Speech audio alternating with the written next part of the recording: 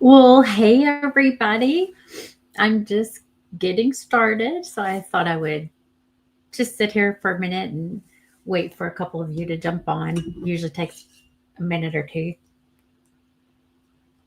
I hope everybody's enjoying their summer so far. It is hot here. I worked out in the yard this morning and till it was just too hot to do anymore. But I'm enjoying being able to get outside and go swimming and do the things I love to do in the summer. But I love the changing seasons, so I'll be glad when it's fall also. Anyway, I'm so glad that you're joining me today. I'm Londa Parker, and this is Uncaged. My friend Vanessa Johnson said that my new name is Londa, I'm here all day, Parker. So I like that name. So I am here all day. I wanted to start out before I get into my testimony. I wanted to talk a little bit about Dr. Michael Brown, who was back in the pulpit this past weekend. I listened to the message this morning, so I didn't pay like real close attention, but a couple of things stood out to me. One of the things is that he again talked about what a hellish season he's just been through, how awful it's been for him, just the attack he's been under over the last few months. Of course, no mention of the hell that other people have gone through over the last several years from things that he's done. No mention of victims, nothing like that, just how terrible it's been for him these last few months. And at one point, he mentioned that his wife said that he should, get out of ministry. And I kind of thought that may be one of the first times that Nancy Brown and I have agreed on anything ever. So that was some good advice coming from her. I thought it was funny because my mom texted me while she was watching and she said, he's a doctor, all right. He's a spin doctor. So maybe his new name should be Spin Dr. Michael Brown because he knows how to spin those stories. He talked a lot about India, and there are some things about India and that I can't talk about yet. And he talked about when he, as my mom said, demonstrated his Hebrew skills again, and he likes to do that during messages. Anyway, none of it impresses me. I'll say this. What would impress me is if he had gotten up there and said, I know that my board has said that I am free to be back in full time ministry, free to, um, oh, mosquito, free to preach and minister, completely free to do whatever he wants to do ministry wise now. What would have been good is for him to say, even though my board has said that, I'm not going to do it. There are things I still haven't been truthful about, and I'm ready to confess and step down from ministry and lead a quiet life. That would, I don't know if it would impress me, but it would definitely satisfy me and many others and would show a level of repentance that we have yet to see. So that's what I have to say about Dr. Michael Brown. If you're just now joining me and you missed it, you can rewind and go back and listen to it. So I don't want to waste too much time talking about that. We know that he has confessed to what he's probably going to confess to, and he's going to keep going. I hope and pray that that changes. So anyway, I want to get into part 3 of my testimony and try to finish up because guess what? My mom, Fonda, who is very um, anxious when it comes to being on video at all. She doesn't even like FaceTiming. Yet she has agreed to come on and share her testimony. So if you're on here and you listen to this, encourage her because it is going to be good and it'll fill in some of the blanks that I'm sure I forget because our testimonies are intertwined, of course. So, anyway, I left off where my parents had gotten saved and come out of the drug culture of the late 60s, early 70s. I talked about the the monster that my stepfather would turn into whenever he drank, and how even after they got saved, I called it the best of times and the worst of times, if you want to go back and watch that one. And it was the best of times and the worst of times. I can tell you this, life was so much better when my parents met Jesus, 100%. It's just there were still things. And I said before, I don't know that my stepfather was ever fully, just the word I can think of is regenerated in his spirit, because he could still be violent. He was still scary to me. I loved him and he was still scary. So I'm sure many of you that have been in abusive situations understand what I'm saying when I say that. So time went on and we just did some marvelous things. We were really involved in a wonderful little church. God was moving. It was the Jesus People movement. We saw miracles upon miracles. We had the most amazing worship services. We just had just some of the best times of my life. And when I was 8 years old, my mom became pregnant with my brother, and he was born. And I was so excited to have a baby brother. At that time, my parents were still with the Lord, but my stepfather had already started to do a few things that just were not good. I don't know what all, but it just some really odd things.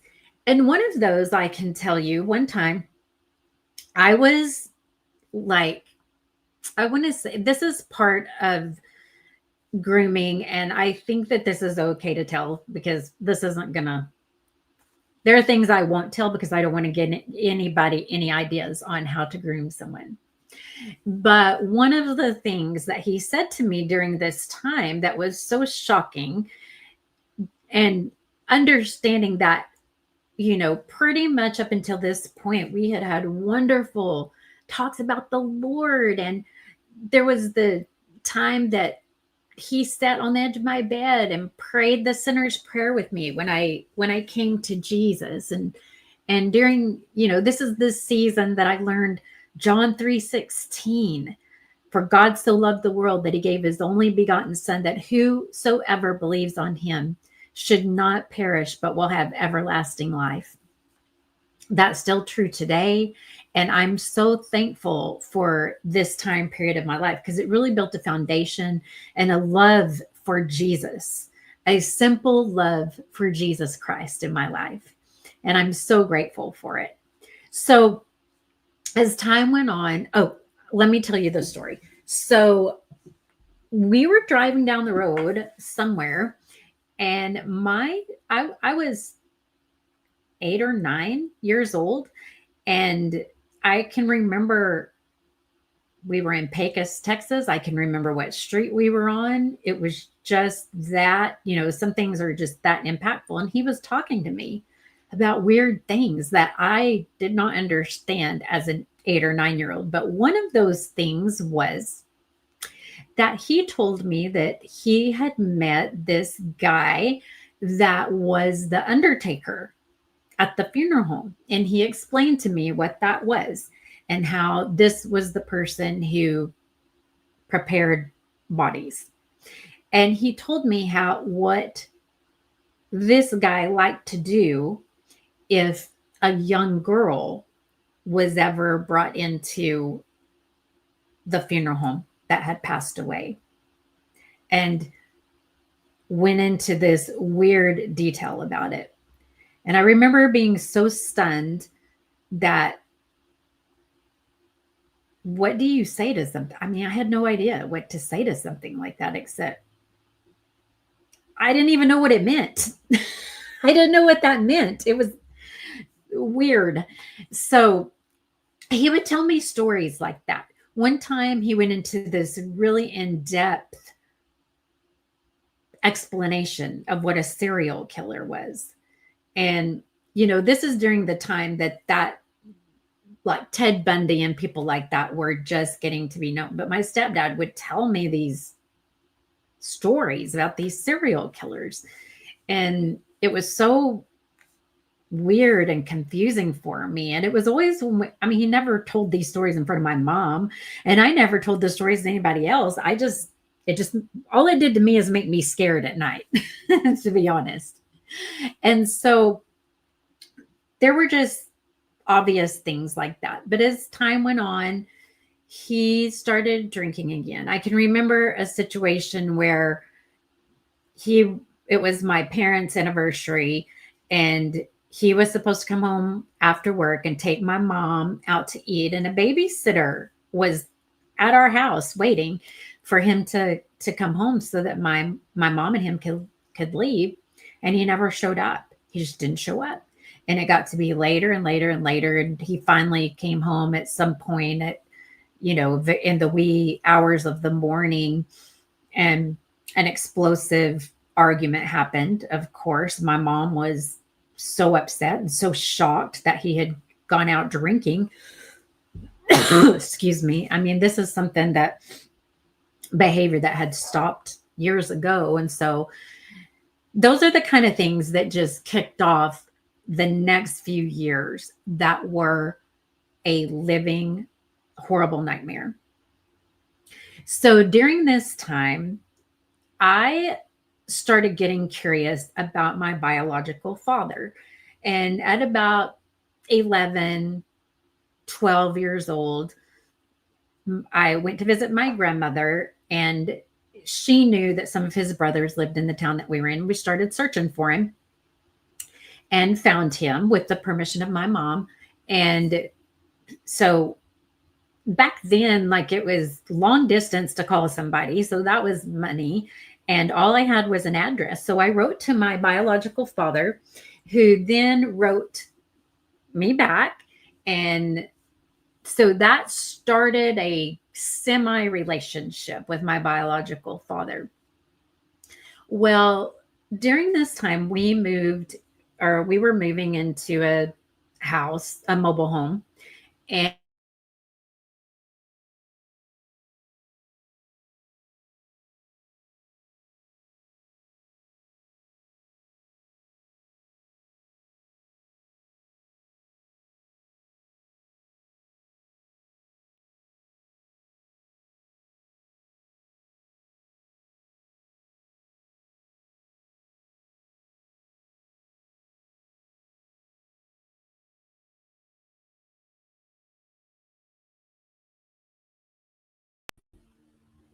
okay, I'm back. Are you guys there? If somebody could comment so I know that you're here. It just froze. I don't know what happened.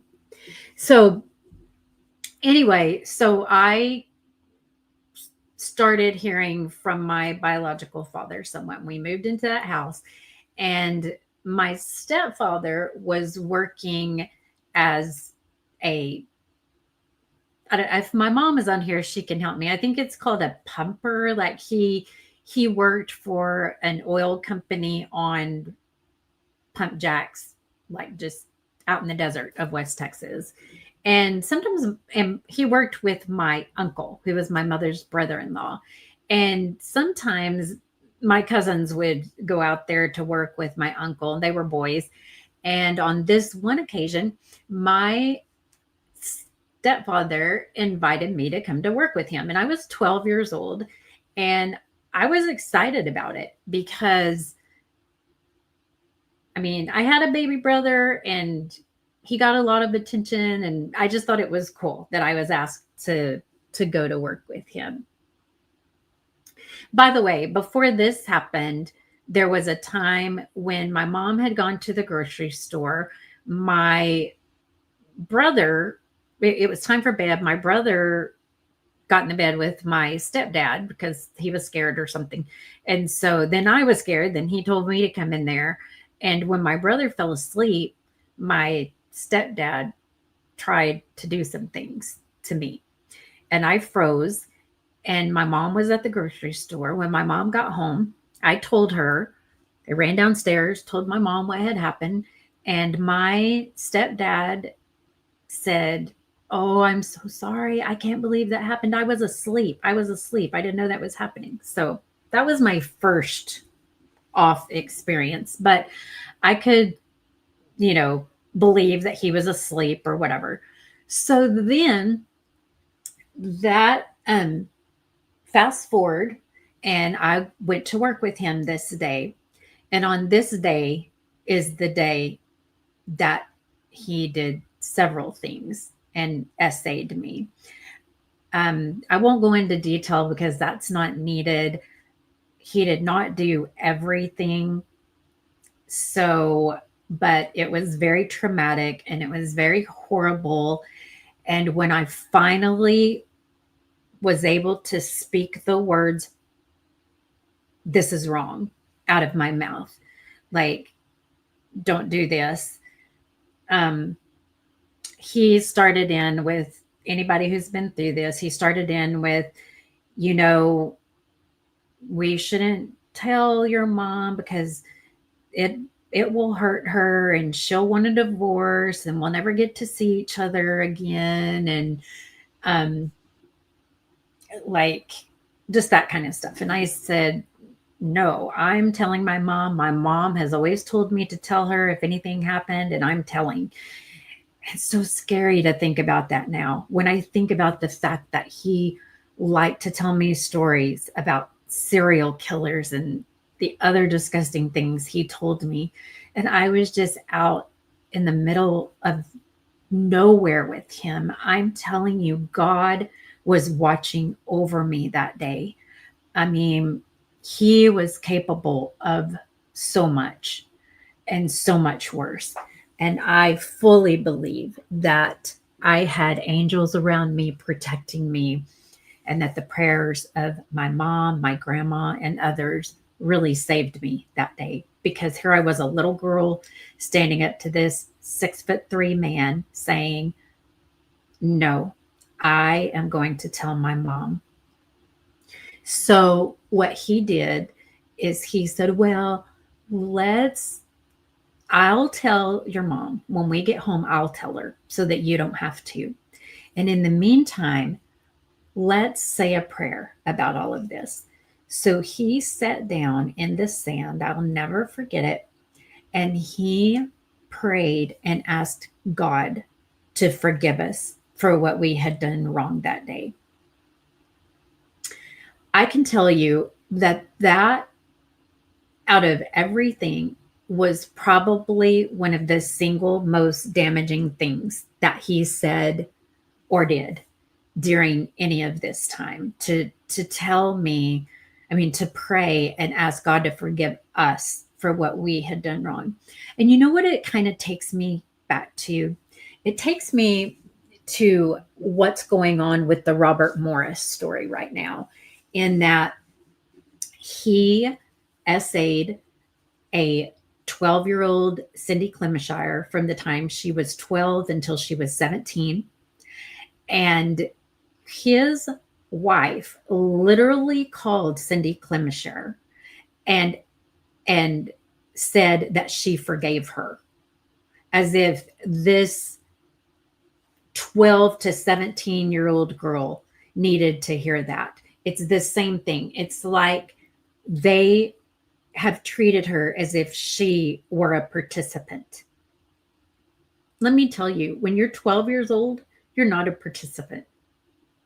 You're not. When it's a grown man and you are 12 years old, you are not a participant. So That's how I was treated, though. Like, we prayed for God to forgive us. So we go home and he tells my mom, but he tells her a very much less story than what actually happened. And basically makes it kind of sound like he kind of propositioned me, but I said no. It's weird.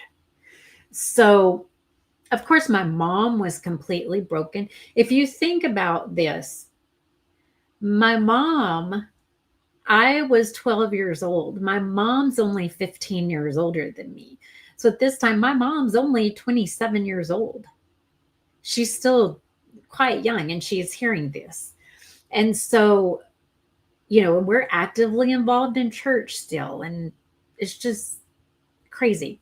So most of you have heard this part of my story, but my mom just didn't know what to do. She came and talked to me.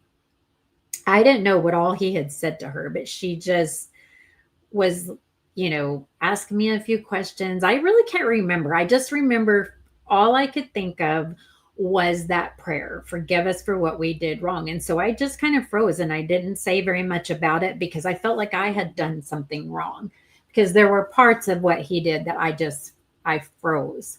And so, and ignored. So weird. So anyway, I just didn't say very much. I didn't tell her that he had prayed that prayer, anything like that. She kind of mentioned, well, maybe you want to go stay with your grandma for a little while because I loved my grandparents so much.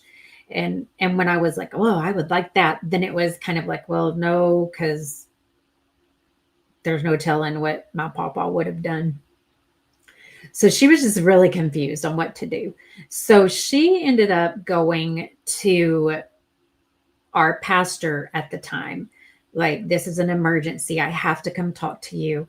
And she went to the pastor, and many of you have heard this part of my story, but when she went to the pastor, what he said was, well, he was an only child and he never had any brothers or sisters. He's probably was just a little curious because Londa's starting to go through puberty. And God hates divorce. He said he was sorry. I mean, he admitted it. He confessed. So, go home and love him and pray for him and forgive him. It's really interesting when these kind of things happen because there was no advice for me. Nobody had any advice for me. And I don't blame my mom for this because she didn't know what to do, or she was in just as a devastating situation as I was, just in a different way. But at that time in history, it was kind of up to the victim to just try to stay away from that, whoever had done that, and not let it happen again. Like me as a 12-year-old could stop anything from happening again. Well, I am very fortunate because I think because of the fact that I did tell, it caused him to back off from what his plans were. I'm sure what his plans were for me. There were times that I caught him doing some things, like, honestly, it's so disgusting. Looking under my bathroom door, looking in my bedroom window, some things like that. And then he would actually come in my bed because I always told. So he would come in my bedroom and say, you're going to have to quit making these things up because you're making your mom sick. So you can probably tell what a mental and physical toll this was taking on our whole family. And in the meantime, he was, drinking more often. Whenever he would come home late at night, like, you would just know he's going to come home. He's going to beat my mom up. Like, what do I do? Just hide in my bedroom? Do I go in there and try to help? Like, what do I do? So time was just going on, and this is what it was like. Well, my biological father moved from Colorado to Odessa, Texas, which is the town that we were living in. So, and of course, I didn't tell him any of these this stuff that was going on. And everybody thought of my stepdad as he's a great father. Like, he may have some faults, but he's a great dad. So it was just such a confusing situation, y'all, because he was like, aside from this other stuff, he was a really good dad. Like, he liked to take me and my brother fishing, and just, it's so confusing. And so I started getting close with my dad and stepmom, and I had a half sister and a stepsister. And during this time, my stepmom had a little baby, and his name was Lonnie. And, that was special to me because my name's Londa. And I loved my little brother. And it was really fun for me because that really connected me with that part of my family in a new way, because I got to be around him from the time he was a baby, and I loved going over there. I loved playing with him. He was just the cutest little thing. I just adored him. And so, I was getting closer to them. It still was rather strange because, like, I knew that was my dad. I knew that that was my family, but they didn't feel like my family to me. It's just, I had, you guys, so many crazy thoughts in my head during this time. But let me tell you one thing that saved me is that I always, always, always, always stayed in love with Jesus. I loved him more than anything. And I always believed him. I always believed he wanted the best for me. I always believed there was hope for us. And so that's what kept me going. School kept me going. My grandparents kept me going. My new little brother, Lonnie, my half brother with my mom and stepdad, like, those are the things that kept me going. I was in band in school, and all of those things were just like, they kept me going. And I was really good at looking happy, looking like just a normal teenage girl. So right before my freshman year in high school, my parents decided we were going to move out of state to Ruidoso, New Mexico. And, that meant that I had finally gone to the same school a couple of years in a row. I had really good friends. So it was just another thing that was going to be very traumatic, was for me to move. So it was just so much, you guys. And so then I went to see my grandmother. I always went and stayed a few days with her and my papa in the summer. And I was there, and it was the night that my mom had actually come there to pick me up, to bring me home. And we were going to be there the weekend and then go home.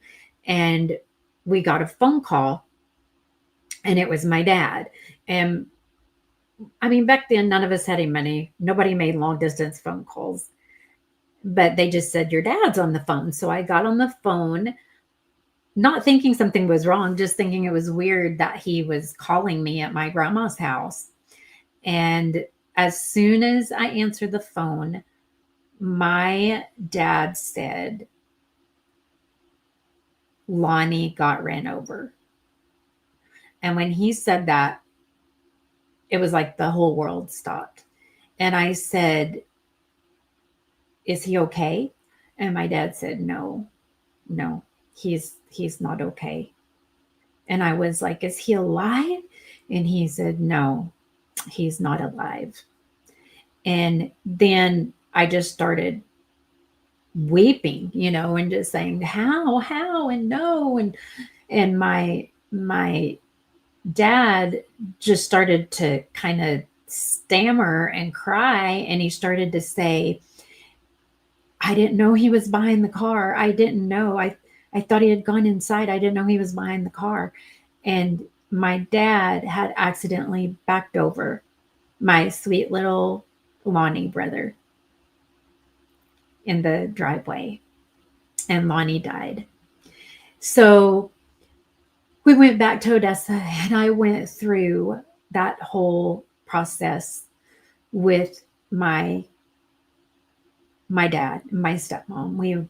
We went and picked out a casket. We spent 2 days at the funeral home with my precious little brother, who just looked like so beautiful. He just looked like he was laying there sleeping. You would have never known what that what he had gone through. And it was so gut wrenching and devastating. I don't even know how to explain that time. You have to imagine I was moving away.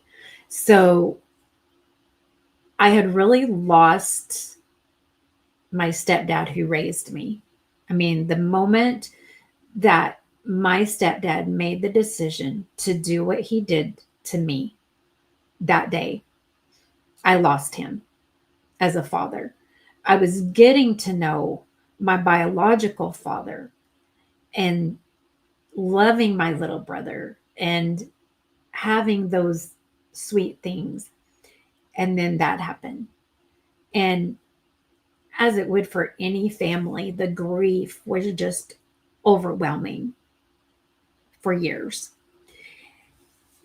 And within a couple of weeks of my little brother passing away, I moved out of state. And so here we were. I was going to a brand new school again, all the things. And one thing that my stepdad had always done is keep a job, take care of us financially. You know, we didn't have much, but he did, have stable jobs and stuff like that. And we moved to Ruidoso, New Mexico, and he just worked very little while we were there. We didn't have money. I mean, my mom started cleaning some houses, and most of the time that I was in high school, I didn't have lunch money. I didn't usually have breakfast. Um, Back then, it was like a really big deal, like the free lunch program. Like people just didn't do that. It was embarrassing, and people didn't do that. So most days I didn't eat until supper time, and then was living in just some of the most horrible circumstances. Um, my stepdad got drunk one night, and my brother was laying on a bed. We were staying in a cabin until our house was ready. And my stepdad walked over to where my brother was laying and started to undo his pants. And my mom was like, "What are you doing?" And he was literally going to relieve himself on my brother's head. I'll just say it, he was going to pee on my brother's head. And my mom was going, "What are you doing?" So we woke my brother up. We went and hid in a room and locked the door until the next morning, when he woke up and was passed out in a chair and had urinated all over himself. And those kind of things just started becoming regular things. We went from him and my mom being in love with Jesus, and all these amazing things happened. And then this started. And then all of their friends that we had gone to church with and been through all this awesome stuff with, they started to backslide. And these people that used to have prayer meetings and do these awesome things, and where life was just so much better, they all started drinking together and partying together and doing just ridiculous things. And it was awful. It was like a nightmare to me. I began to have what I know now is anxiety attacks, but I didn't know what it was back then. And I would just be like, I can't catch my breath. Like when I had to babysit everybody's kids while all the adults were out at the bars. And when they came in, and my parents came to pick me up to take me home and take me and my brother home, and I knew they had been drinking, I had a full-on panic attack, not realizing I was having a panic attack. Nobody knew what that was. I was basically hyperventilating because it was icy outside. They had been drinking, and I had to ride in the car with them. Hi, for those of you that are greeting me. It's so good to see you on here. Better Joni and Peter and all you sweet people. I'm so thankful for all of you. And God is really moving. He's really doing something here. So as time went on, when I was 17 years old, my mom finally got to the point where it was just, she couldn't take it anymore. Not one more day. And he had denied, most things that he had actually been doing. And right before he left, my mom said, before you leave, I want to ask you one more time. And if you want any kind of redemption from everything we've gone through, you'll tell me the truth. Did you do those things? And he literally said, yes, I did every one of them and more. So it was very kind of cathartic, I would say, a little bit healing that he admitted to what he had done. And he left, and I really thought, yes, he's gone. Now mom's going to get just right with God. We're all going to start going to church together. And life is going to be so much better. Well, what happened is my mom was still so hurt from what had happened in the church, so devastated from what my stepdad had done, so devastated from them backsliding, that she did not, even though she loved the Lord, she knew the Lord, she didn't turn her back on the Lord, she just couldn't find her way back yet. And I couldn't do it by myself.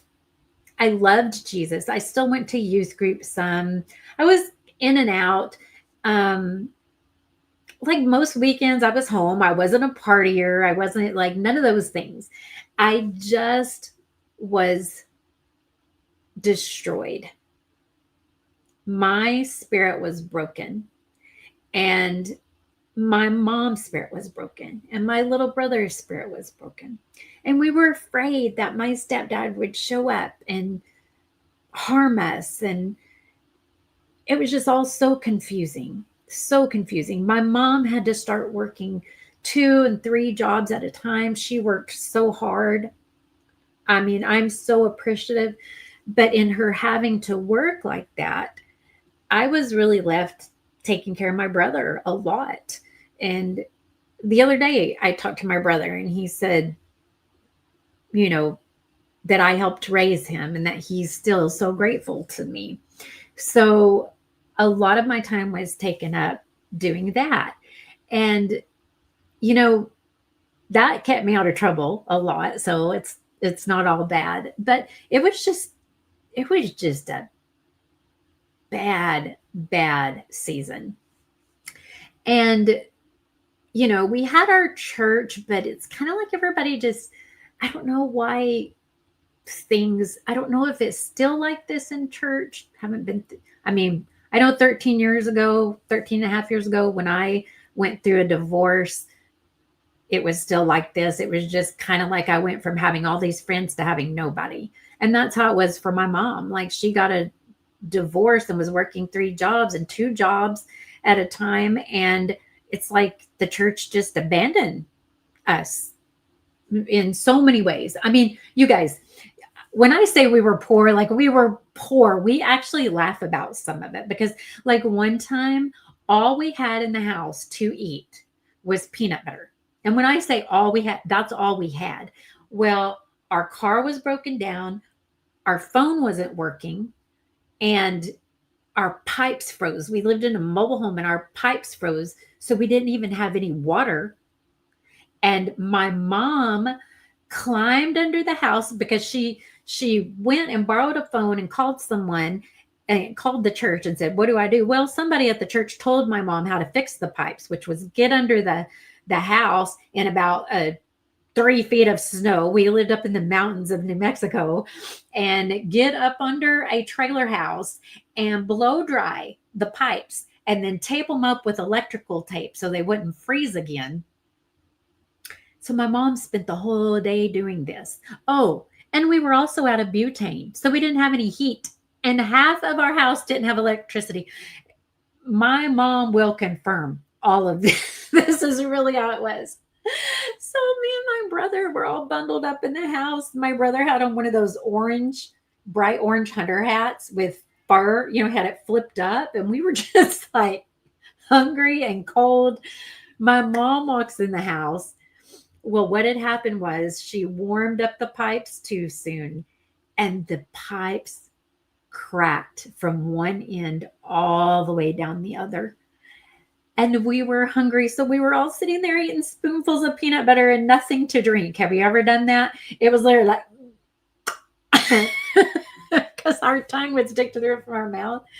And we sat there and started looking at each other, and we literally just died laughing. Sometimes you have to laugh instead of crying. We ended up walking to someone's house that we knew. So yes, we literally walked up the hill in the snow, and we got to their house, and they took us in for a couple of days. We had ramen soup for supper. And let me tell you, that was the best soup I've ever had. So don't knock ramen soup.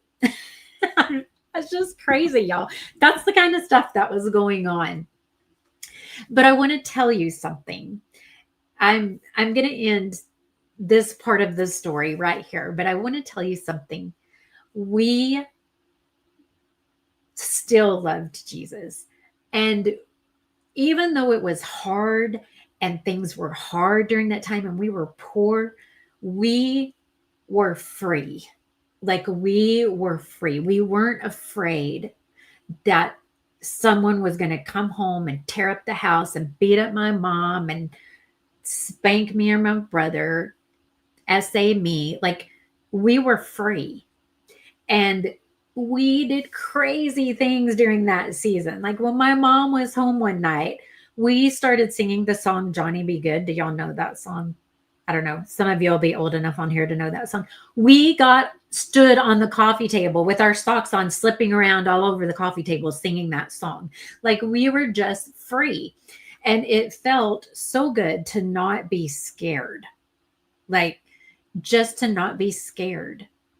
And even though things were hard, and eventually my mom was able to start going back to church again, and we started going back to church together, and God started bringing healing. There's a whole other part of this story that's coming, and it gets better. But I want to tell you what happened to me is I would give enough of myself to the Lord to be safe and to feel safe. But I couldn't give him everything anymore. Like when I got saved, I truly got saved and was so immersed in Jesus. And I believed so much. I would pray and God would hear me and answer these prayers. And it was incredible. And I didn't believe anymore that he cared enough about me to answer my prayers, or that I wasn't important enough, or it's hard to explain what happened to me, but a lot of my spirit was crushed. And so I just loved the Lord, but I was afraid to love him all the way like I had. I was afraid to give him everything. I was, so I would hold back part of myself on purpose to not be disappointed, because if I didn't give him everything, and then if something bad happened, I wouldn't think it's because he wasn't hearing me. When it comes down to it, I was ashamed, and I didn't believe in the goodness of God like I did when I was a little girl. So I'm going to stop my story right there, and I'm hoping to pick it back up tomorrow, because I really want to get through this before my mom and I get on here so that she can share her part of this testimony, because don't you know that it is an amazing thing that through all of this, my mom and I have loved each other. She's always asked for forgiveness when she thinks of anything that went on, and I forgive her. And we are close. We're best friends. And I'm so grateful that the devil was not able to steal that from us, right? He tried real hard. And you know why? Because we were raised up for such a time as this. I think that whenever you look at me, you can see that Jesus has set me free, that I am full of the joy of the Lord. I have a good life, and I'm so, so, so grateful. And if you are on here and you have had disappointments, maybe not just like the ones I'm talking about, but other disappointments. Maybe you've lost a child. Maybe you've lost a sibling. Maybe you have been essayed by someone you trusted. Maybe you've been groomed. Maybe you have been disappointed in the leadership of your church. Maybe you have been hurt at church. Maybe you are doing everything you can right now just to get out of bed and put one foot in front of the other. And I want you to know that even when it feels like you can't hold on to Jesus, Jesus is holding on to you. And I am living proof of that. His word says that he will never leave us and he will never forsake us. And I can promise you that through everything, every trial, every huge thing I've ever gone through, he has never left me and he has never, ever forsaken me. In his presence, there is nothing, nothing, nothing that compares to the presence of God. Can you feel his presence right now? Can you feel his presence? Can you see his glory on my face?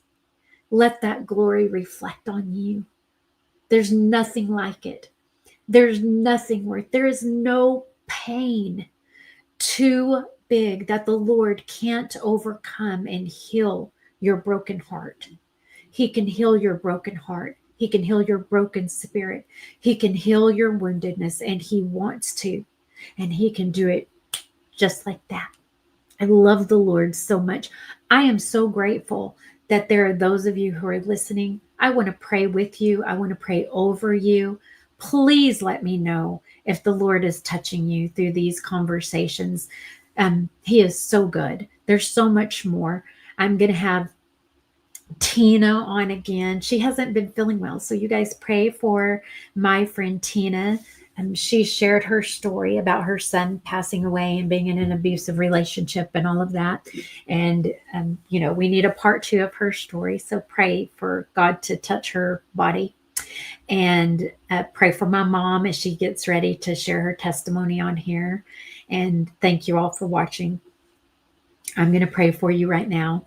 If you've never asked Jesus into your heart and you want to know him and you want him to heal you and you want him to come into your heart and change your life and be your best friend, pray this prayer with me. If you have known the Lord and you've gone through any of those things that I talked about, then pray with me.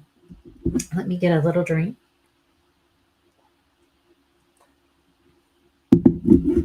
Lord, we love you so much. If you are praying this prayer to be saved, just join in praying with me. And Father, I thank you for sending your son to die for me. I thank you that Jesus came to save me and to heal me. And I thank you that I have found this podcast today so that I can meet you, Lord. I pray that you forgive me of all of my sins. I repent before you. I ask you to come into my heart, be my Savior, my Lord, and my very best friend. Father, I pray right now for anyone who's listening that has been through any of the things that I've discussed this afternoon, that they need you, they need healing, they need to be restored, they need a touch from you, Lord. I ask you to touch them right now in the name of Jesus, that they would feel your presence right where they're at, and that you would change their lives and make them whole. And I thank you for everything you're doing, God. You are a great God, and we are honored to be alive during this season, knowing that you're coming soon, Jesus. and we look forward to it. In Jesus' mighty name I pray. Amen. Thank all of you for watching. I see different ones of you. I'm just blessed. I feel like I'm making friends through this, and so thankful for all my new friendships. Please like and subscribe and share if you don't mind. I have a goal of reaching 1,000 viewers right now, not for the numbers, but I want to reach people. People need the Lord, and I want to be part of what God's doing in this day and time. Thank you again so much for watching. I pray that all of you have a blessed day, and I'll see you again tomorrow. Remember, I'm here all day. Don't give up.